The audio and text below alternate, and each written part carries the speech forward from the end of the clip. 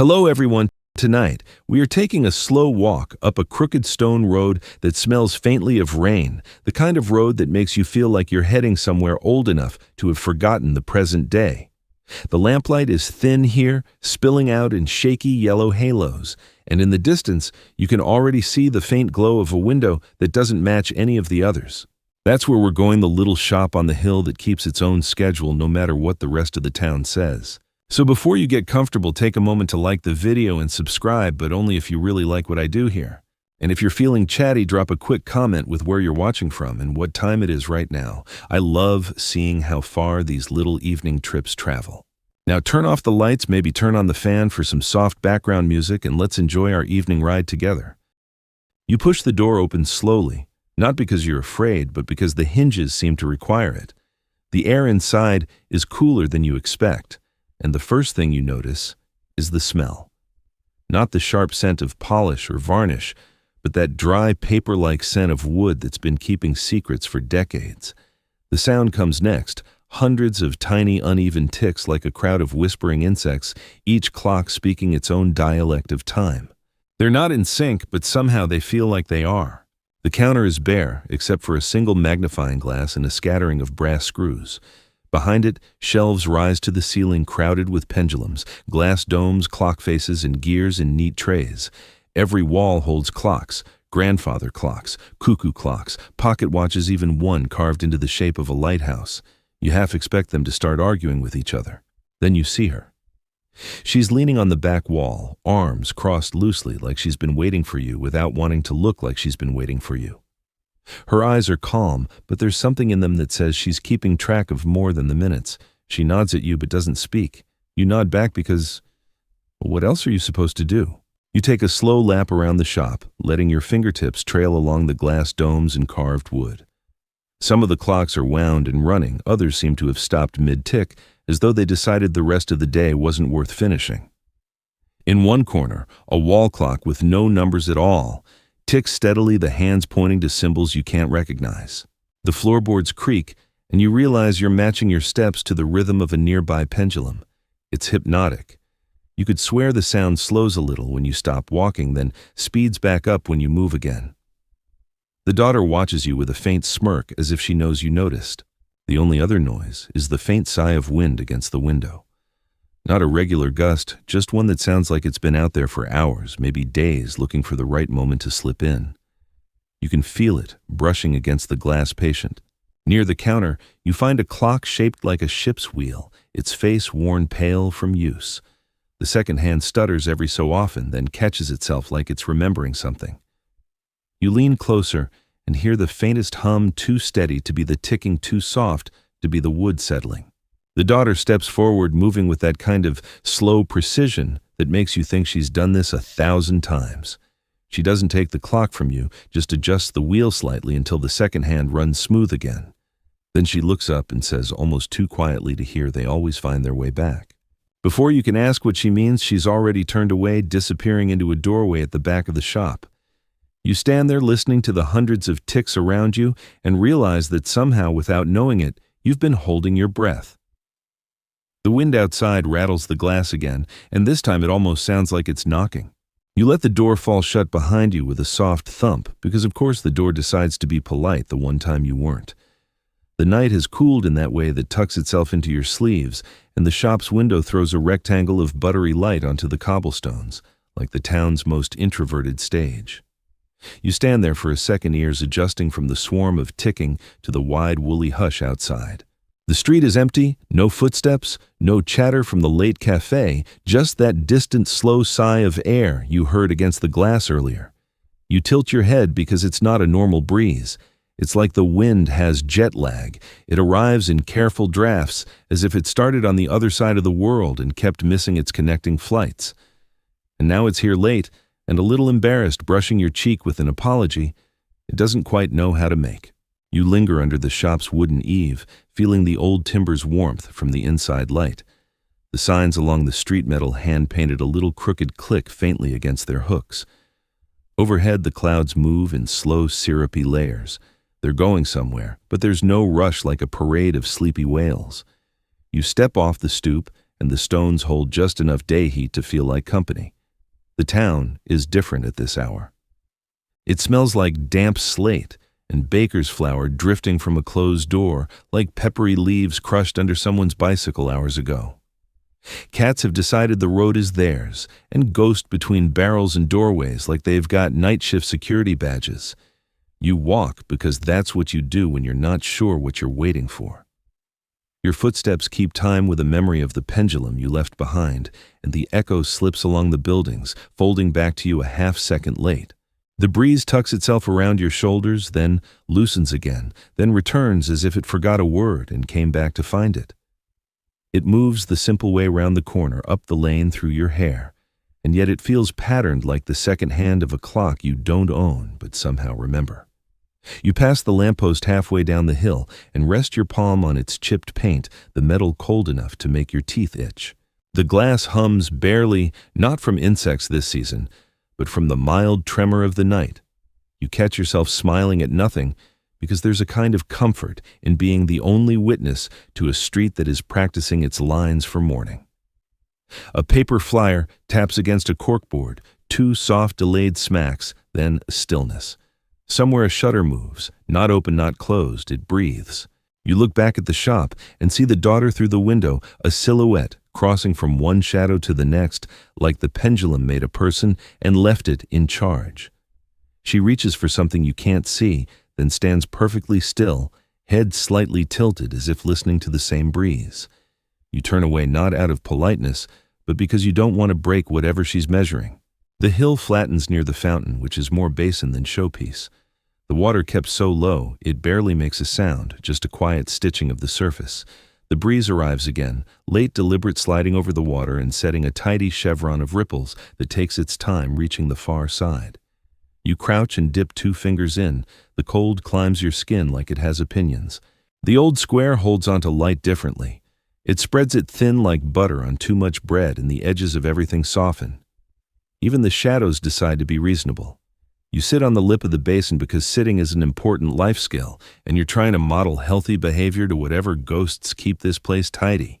The wind found you.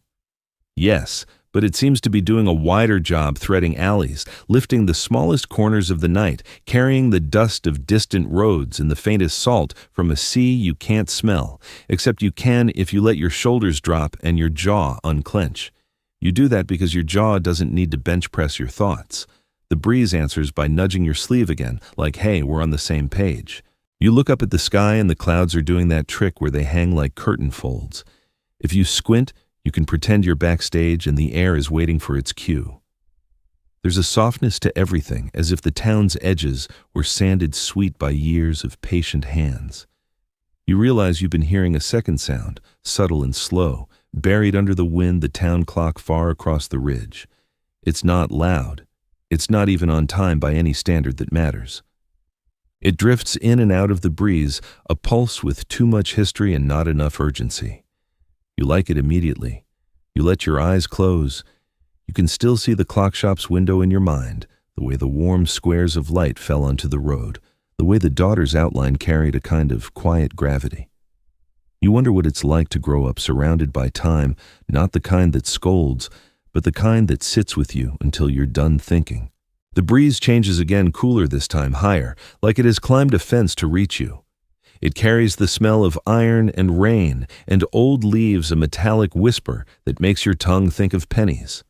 You rub your hands together mostly for the texture of it. The skin warms, the bones remember their job, and you stand because standing is movement. And movement seems polite when the wind has come this far to find you.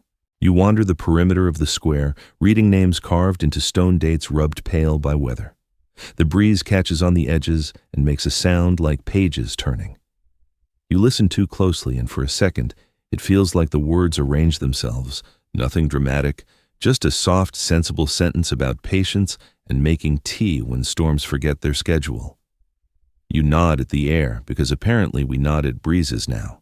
You take one slow lap back toward the hill, the street rising in a way that convinces your calves to file a complaint. The wind accompanies you, not in front, not behind, but alongside, keeping pace like an old friend who doesn't need to fill the silence. You could swear it pauses at the threshold of the shop, as you do the two of you taking the same breath, holding it for the same beat. Through the window, the daughter is winding a clock, her hand on the key, steady and unbothered. The breeze does a very small, opinionated spiral at your ankle, which counts as applause in wind language. You reach for the handle, then don't. You're not done with outside yet. The sky is slightly lighter over the ridge, a smudge like a thumb dragged across chalk. You follow the street past the shop to where the road narrows into an alley the mapmakers forgot. Here the wind becomes precise. It threads the alley like it knows the route by heart, touching the corner where the plaster is cracked into a map of rivers, running its fingers along a drain pipe that has been waiting 3 winters for a compliment. You drift with it, hand on the wall, the lime wash soft as old paper. Your steps kick up the faintest dust, and the breeze takes it, rolls it into the air, lets it unravel again. Somewhere a window opens the width of a book spine, then closes. The wind doesn't argue. It simply keeps walking. You find a small arch. You hadn't noticed a pocket courtyard full of herb pots, and one chair that no one bothers to move anymore. The breeze rearranges the scent into a sleepy recipe, time a whisper of mint, the green bite of something you can't name. You sit because the chair asked nicely and let your head lean back against warm stone. The clouds continue their lazy migration. The town clock beats once and then forgets the next, which makes you laugh in your throat. The wind answers by curling into your collar, careful as a cat, then loosens again like it remembered another errand. You think about how many places it went before it arrived here, over roofs and fields across a river that took its job personally, through laundries and markets and afternoons where someone said storm and someone else said nah. It braided itself with chimney breath and pine needles and the long exhale of a train. It carried pollen and 2 syllables of a prayer and the first idea of a poem that someone will finish next spring. You let the idea sit. You're not obligated to be the person who finishes everything. You are permitted to be the person who watches the breeze finish its sentence. Eventually, your eyes pull you back to the shop window, up the hill, because apparently your night has a favorite screen. The daughter moves across it again, slower now, as if the tide inside the walls has turned. You stand and the chair sighs. You two have an understanding, and the breeze, not wanting to be left out, angles itself into a companionable push up the road. It presses your back in gentle commas, and you take the hint, letting the street slope do the thinking, while your mind drifts like a paper boat in a fountain. When you reach the stoop, the night has settled into something that feels earned. The breeze is no longer late. It is exactly on time for whoever meets it next. It lingers one last moment on your hands, cool along your knuckles, then lifts and slips upward along the frame, reading the grain of the wood like braille. You touch the handle. The brass is a quiet heat, like it has been holding the shop's light in its grip, and doesn't mind sharing. You pull, and this time the door doesn't thump. It exhales. The wind follows you as far as the threshold, then waits the way considerate friends wait at the top of stairs. You step into the layered ticking, and it folds around you like a blanket that remembers your shape. Behind you, the late breeze takes a small step back, settles against the window, and resumes its long, patient business of waiting for the next moment that deserves to be moved. You wake before the bells, which is weird because nothing in this town wakes before the bells, not the cats, not the bread ovens, certainly not you. The air inside the shop is heavy with the smell of varnish and brass polish, like someone bottled time and forgot to label it. You shift in the narrow cot behind the counter, kicking at the blanket until it's a confused pile around your ankles. The ticking is there, of course, the layered choir of gears and pendulums. But somewhere beneath it, soft, stretched thin as cobweb, you hear it. The wind. Not the lazy, familiar breeze from last night, but something longer, steadier, as if the air's holding its breath in your direction. You sit up, rubbing sleep from your face, like you're trying to erase the dream you were just having, a dream of the clockmaker's daughter standing in a field where no field should be, her hair moving before the wind even touched it. You don't bother with shoes. The floorboards know your feet by now, groaning in recognition as you pad across to the workshop's side door. The light coming through the small, wavy glass panes is the kind of gray that doesn't promise anything. You push the door open and step out into the yard, which is more a scattering of flagstones and herb tubs than anything else. The wind is waiting there like it has an appointment, It slips between the rosemary and the doorframe, brushing your arm in a way that says, finally. It's cool, but not cold. There's a weight to it, a density as if it has traveled a long road uphill. The rooftops beyond the yard look washed in old silver, every chimney wearing its own crooked hat. You lean on the fence that divides the yard from the alley, feeling the rough wood under your forearms. The breeze folds itself around you, and in the pause between heartbeats, you hear it a distant faint, clinking like a chain against a mast. Except there's no mast. No chain. Just the wind and you and the smell of rain that isn't here yet. You turn your head toward the sound without meaning to, like a compass needle, and the breeze moves with you, pushing at your back in the smallest increments. There's an unspoken suggestion to follow. So you do. The alley still carries night's coolness, the walls sweating a little where the stone meets mortar. Laundry lines above you sway in a slow, deliberate rhythm, shirts and sheets breathing in unison. The breeze threads past them like it's counting one flap, two flaps, pause. You take a left without deciding to, because the air turns left and you're just the +1. The town's streets are half awake, shutters cracking open, a cat trotting with purpose, the smell of yeast fattening in the bakery that will open in an hour. The wind navigates these streets like it wrote them. It skims a tin gutter. It slides under a half-open gate. It curls briefly into a doorway where a pile of kindling waits for a match. At the far edge of the market square, you slow down. Not because the wind does, it doesn't, but because of the figure standing by the fountain. The clockmaker's daughter again. This time she's not in the shop window, haloed by lamplight. She's here in the gray morning, her hands resting on the stone lip, as if the fountain had whispered something confidential. Her hair's caught in the same wind that led you here, tugging in a way that makes you think of tide pulling at an anchored boat. You hang back not out of shyness, you keep telling yourself, but because you don't want to disrupt the geometry of it. Her the fountain, the breeze threading them together like some equation you're not ready to solve. The chain clink sound is louder here. You glance around, but there's nothing obvious, just shutters, cobblestones, a pigeon making eye contact like it's in on the secret. The daughter tilts her head slightly, eyes narrowing in the direction the breeze came from. For one flicker of a second, you both seem to look past each other at something farther away than the square. Then she straightens, brushes her hand over the fountain's surface, and walks toward the lane that leads uphill toward the old quarter.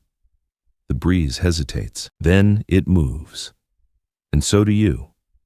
The climb is gentle but steady, each step pulling you above the rest of the town. Rooflines shrink, streets flatten into patterns, and the air thins in a way that makes you more aware of your lungs. The wind shifts faster here, sharper around the edges, like it's excited to be somewhere it remembers. You pass an iron gate with no fence, just standing there, like an extra in the wrong play. Past it, the path narrows cobbles, giving way to rougher stones that have been here longer than anyone you know. The daughter is ahead, her pace even not hurried but not wandering. She doesn't look back. The chain sound now has a partner, a low measured creak, like wood bending under weight. You breathe in, and the smell changes, less of the town's bread and chimney smoke, more of pine resin, and something older, something metallic. At the crest of the hill you see it, the remnants of the old bell tower. No bell inside now, just the iron frame that once held it, swinging faintly in the wind's hands. The breeze rushes ahead of you, climbing the stone steps before your feet get there, and the sound sharpens the chain, the creak, the quiet hum of air remembering how to ring. The daughter stands at the base, one hand on the stone, looking up like she's listening for instructions. You stop a few paces away, the ground cool through your bare feet, and the wind eddies between you like a translator deciding how much to share. You realize this is the first time the air has felt full, like it's not just passing through. It's here on purpose. You look up into the skeletal frame of the tower, watching the iron sway. It's not much, just an inch, maybe two, but it's enough to set the chain, moving enough to let the wind speak in its careful metallic language. You don't know the words, but you know the feeling, a reminder, a warning, maybe even a welcome. The daughter lowers her hand from the stone, her eyes meeting yours for the first time this morning. The wind pauses in the gap between you, holding its breath again. And just like that, you're sure this isn't the last place it wants to take you. It's just the first. You follow without a question, Not because you've decided she's trustworthy, but because the wind has made up its mind, and you're just along for the ride. The path beyond the tower is narrow, the kind of lane that doesn't make it onto maps. The walls lean in close on either side, dressed in ivy that sways like it's breathing. The daughter's steps are soundless, but yours aren't. Each scuff of your feet sends a soft echo ahead of you, like the stones are passing the message along. The air here has changed again. It's cooler, yes, but there's something else thicker somehow, as though the wind has gathered in its folds every unsent letter, every sigh that's ever escaped these streets. You notice the clouds above aren't moving at all. They sit like they've been pinned to the sky with invisible nails.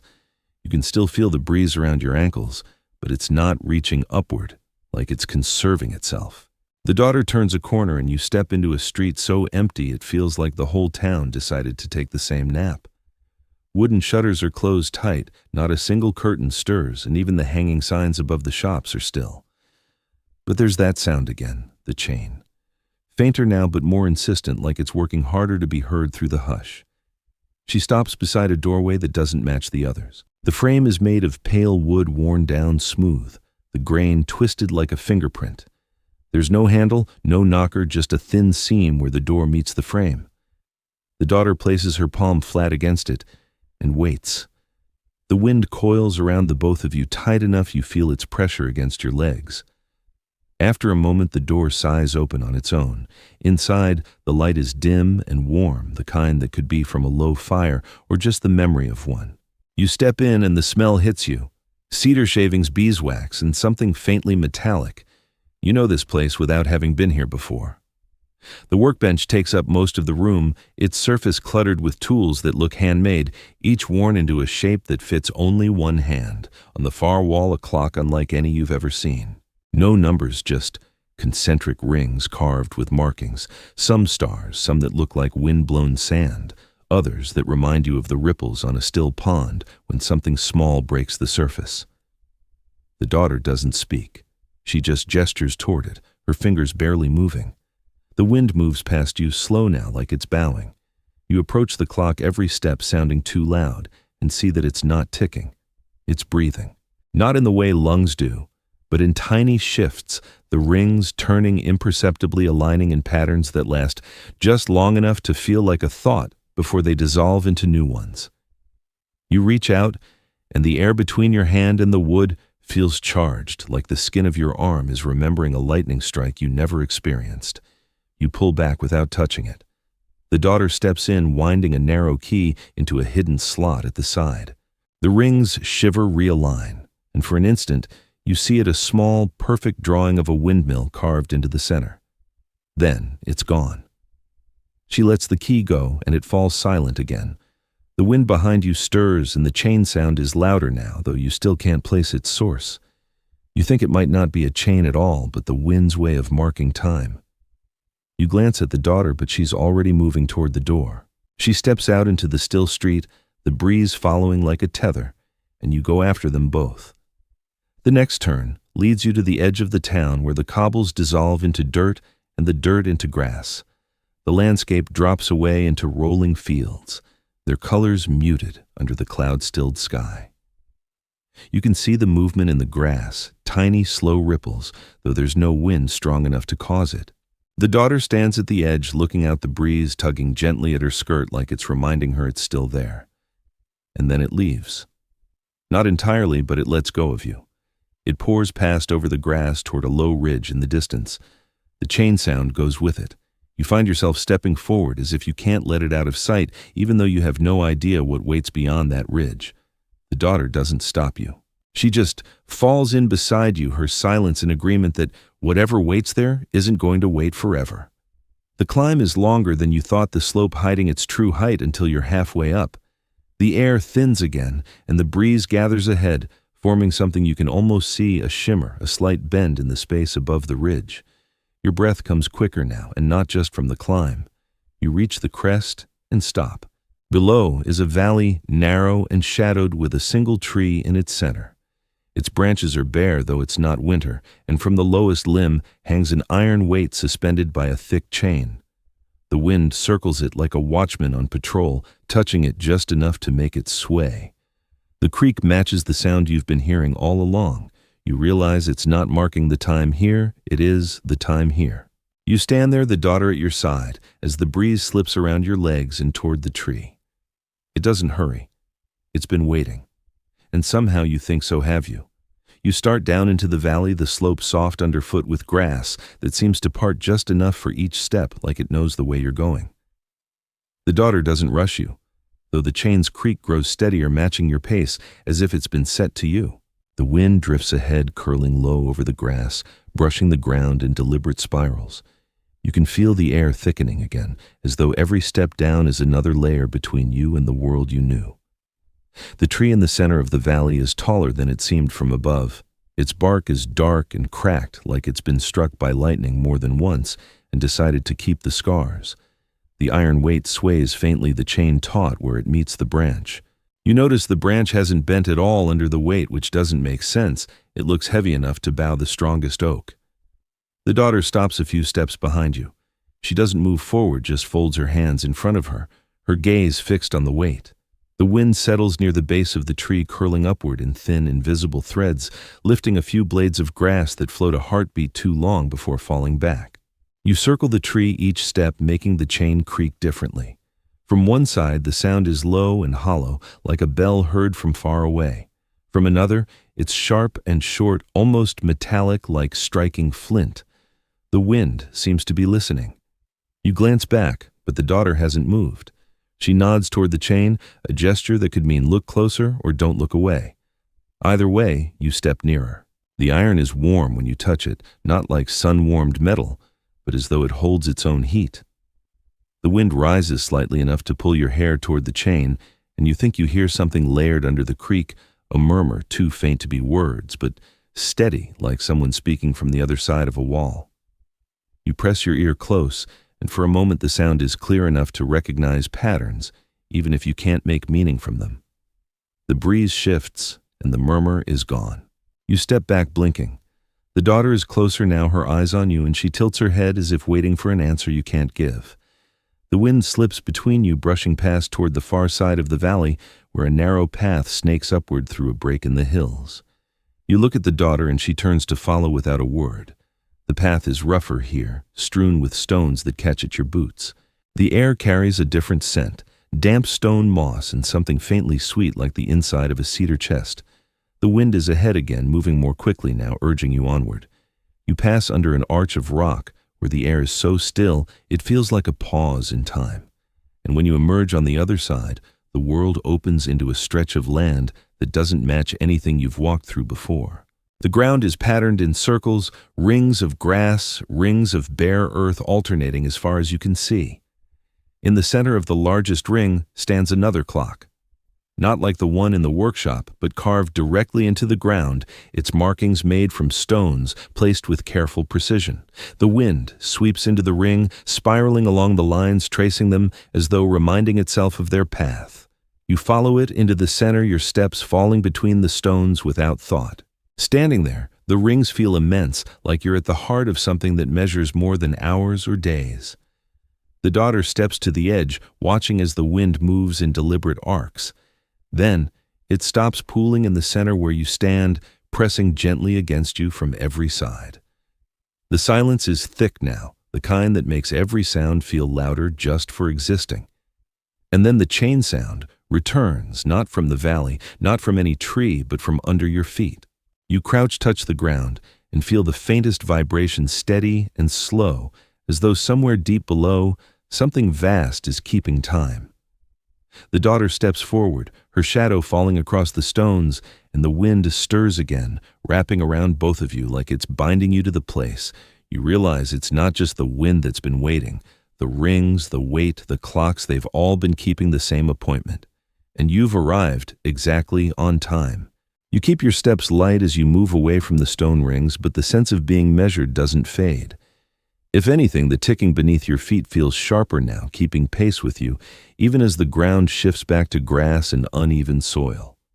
The daughter walks just behind you, her presence quiet, but certain, like she knows exactly where this is going, even if you don't.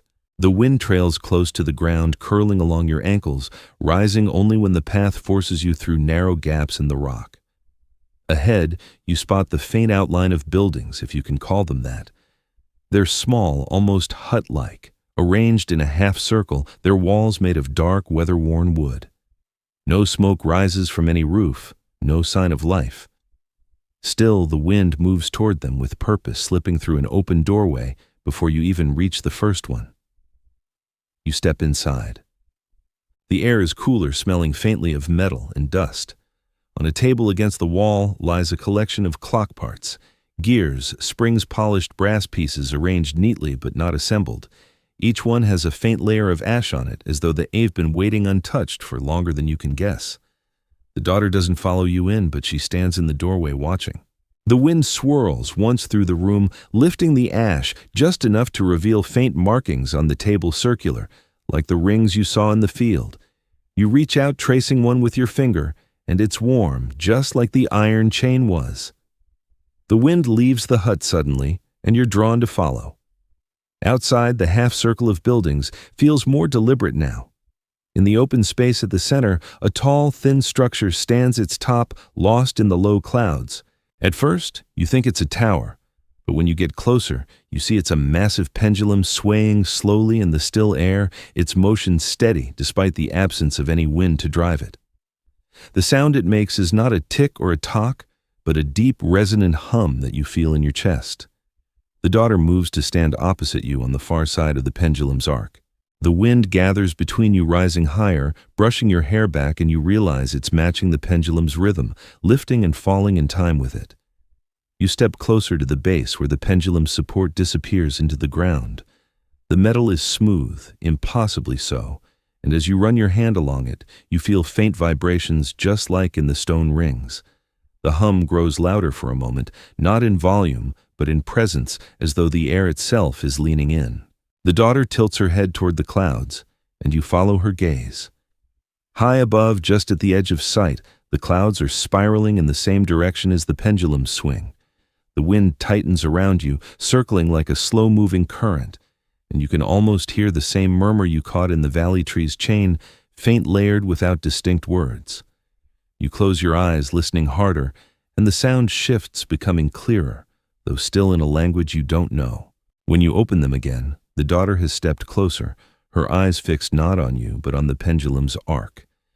She doesn't speak, but her expression says she's been waiting for this moment to happen. The wind suddenly surges upward, brushing against the pendulum's path, and it responds not by slowing, but by swinging higher, as though something unseen has been released. The hum deepens, spreading through the ground beneath you, and you feel it traveling outward beyond the huts into the valley toward the rings and the chain and whatever lies beyond. The daughter glances toward the far edge of the clearing, where a narrow trail disappears into shadow. Without a word, she starts walking, and the wind follows her. You stand for a moment longer, watching the pendulum's steady motion, before stepping after them, feeling that each swing behind you is counting down something you can't yet name.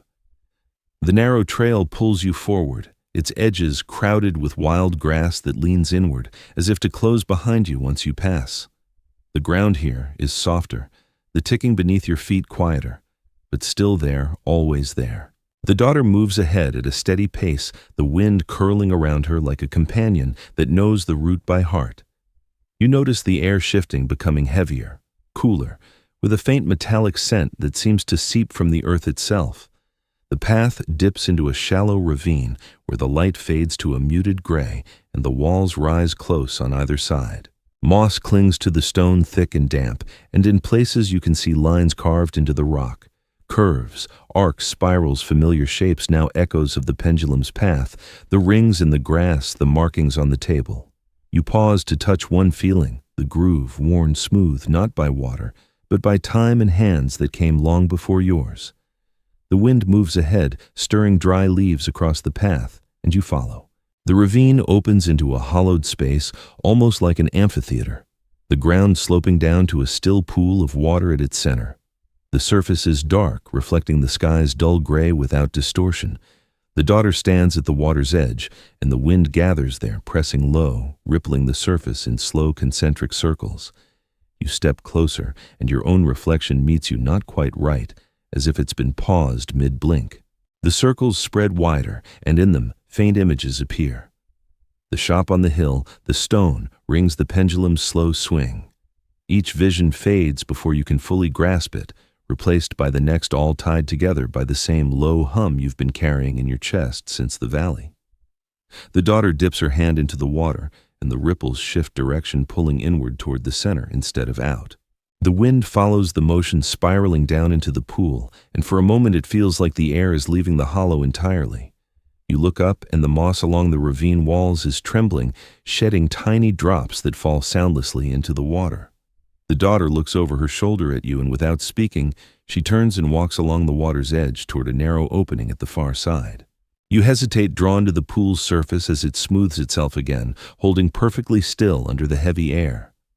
Then, the ticking returns, closer now, not under your feet, but in the air around you, and it pushes you to follow. The opening leads into a passage so low you have to stoop. The stone here is colder, almost damp to the touch, and as you move through, the sound of the ticking changes, turning sharper, more like the inside of a clock's casing.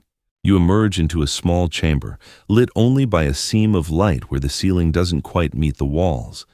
In the center stands a pedestal, and on it rests a clock unlike any you've seen, its face blank, its hands thin and dark, pointing not to numbers but to 4 small notches evenly spaced along the edge. The daughter stands beside it, her hand resting lightly on the top. The wind slips into the chamber behind you, slow and deliberate, and as it brushes the clock, the hands shift, moving together toward a point between the notches. You feel something in the air, change like a pause, held too long before the hands stop. The daughter looks at you then, and though she doesn't speak, her eyes make it clear this is the hour the pendulum counted toward. You don't yet know what it means, but you feel the weight of it settle into the quiet, where even the wind seems to be holding its breath. The chamber feels smaller now, the air pressing closer, as if the walls have leaned in to listen. The clock on the pedestal remains motionless, its thin hands fixed between the notches, and the stillness makes the ticking you've grown used to seem almost imagined. The daughter moves around the pedestal with slow, deliberate steps, her fingers trailing along the stone surface. The wind drifts lazily between you, touching your face like the faintest exhale. You glance up at the seam of light above, and notice it's dimming, though you can't tell if it's because the sky outside has changed or if the clock itself has taken something from the day. She gestures toward a narrow corridor branching off from the chamber. You follow, ducking slightly under a low arch of stone. The passage curves sharply, and each turn reveals another carved symbol. On the wall, rings, arcs, lines intersecting at odd angles. The grooves are filled with a fine powder, pale as ash that crumbles softly when your hand brushes it. The wind stays behind, lingering in the clock room, as though unwilling to enter this part of the path. The corridor ends abruptly at a tall wooden door, its surface weathered and split but held together by wide iron bands. The daughter rests her palm on the door for a long moment before pushing it open. A deep, groaning hinge releases the scent of earth and something faintly metallic. You step inside and find yourself in a vast underground hall, its ceiling supported by thick stone columns disappearing into shadow.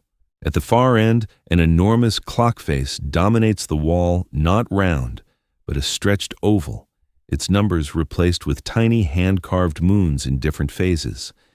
The hands here are massive, each as long as a tree branch, moving so slowly you have to stare to catch their progress. The daughter walks straight toward it, her footsteps echoing softly on the stone floor. You follow at a distance, your eyes caught by smaller objects scattered along the hall, half-finished gears, pendulums, and the shells of clocks left open like empty chests. The air is cooler here, carrying a faint hum that resonates in your ribs. When the daughter reaches the base of the great clock, she stops and tilts her head back to study it. Without looking at you, she raises her hand and points toward the space between 2 of the lunar carvings. You step closer and see a thin gap in the wall there, barely visible unless the light strikes it just right. She steps aside, and you peer into the gap. It's not a crack, it's an opening, a slit, that seems to lead deeper still. From it comes a faint breeze, warmer than the air around you, carrying the smell of dry grass and sun-baked stone. You realize the wind has caught up again, slipping past your legs to find the gap curling into it like smoke through a keyhole. The daughter touches the base of the great clock, and somewhere inside, something clicks, followed by a long, low vibration. The massive hands shift imperceptibly, and the gap in the wall widens just enough for a person to pass through. You hesitate, glancing back down the length of the hall, but there's no sound now except the soft breathing of the wind as it disappears into the passage ahead. The daughter steps into the opening without looking back. You follow, and the wall closes silently behind you, sealing the great clock away. The passage ahead is narrower, the air warmer, the floor beneath your feet turning from stone to packed earth. You walk with the faint impression that time is loosening its grip here. Your steps feel slower, but your breath lighter, as though the long ticking thread you've been following is unwinding into something else entirely. The earthen tunnel slopes upward, each step carrying you toward a faint amber glow that trembles against the curved walls.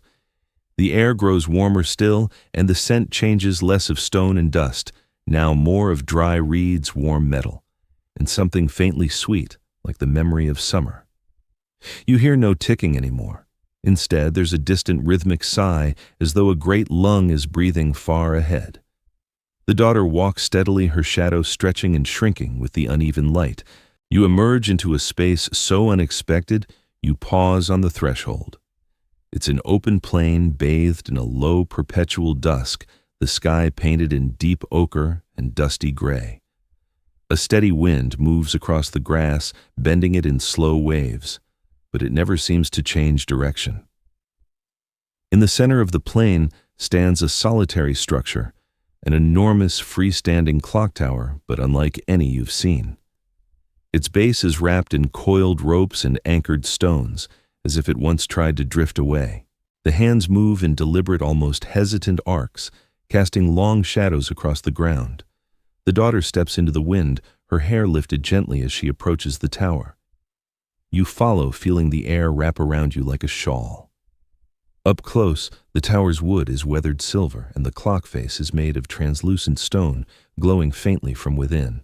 You notice the numbers aren't numbers at all, but tiny carved spirals, each one unique, their edges smoothed by countless turns of the wind. The daughter reaches up and places her palm against the face, and the tower hums in response. The wind, which had been constant, suddenly stills, hanging in the air like it's listening. In that suspended quiet, you feel every hair on your arms rise. Then, slowly, the hands of the clock begin to turn backward, each movement sending a soft ripple through the grass around you. The air grows heavier, not with cold or heat, but with the sensation of being pulled toward something, someone you can't see. The daughter steps back, watching as the tower completes its slow reverse, the spirals on its face catching the dim light like eyes opening. When the hands align at the top, the wind returns, not rushing, but exhaling a release that carries a subtle shift in the air's taste, like the first breath after rain. You sense it's not the same wind that greeted you when you arrived. This is older, wiser, touched by places you've never been. The daughter turns toward you with a look that doesn't ask but invites. Behind her, the wind swirls once around the tower before streaming out across the plain, heading toward the unseen horizon. You take a step forward, the ground beneath you, warm and solid, the sky above, unchanging yet full of quiet movement. Somewhere inside, you know the waiting is over, not for the wind, but for you.